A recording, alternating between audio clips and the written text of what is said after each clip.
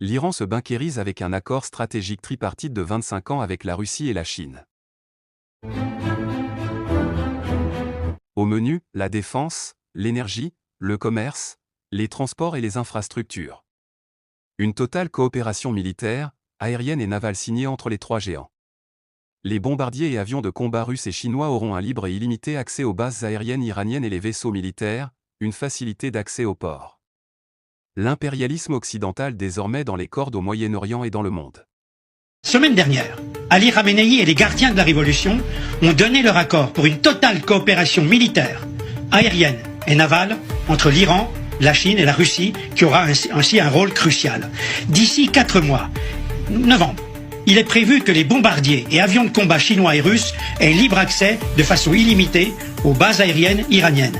Les vaisseaux militaires chinois et russes pourront utiliser aussi des facilités portuaires iraniennes de Chabahar, Bandar Abbas et Bandar Bushehr.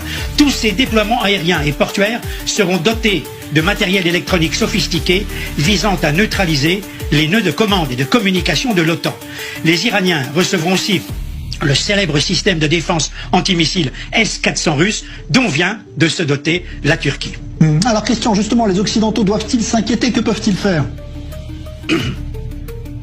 Écoutez, la Chine et la Russie, c'est clair, sont en train de bouleverser l'ordre moyen-oriental et mondial tenu par les Américains depuis 1945.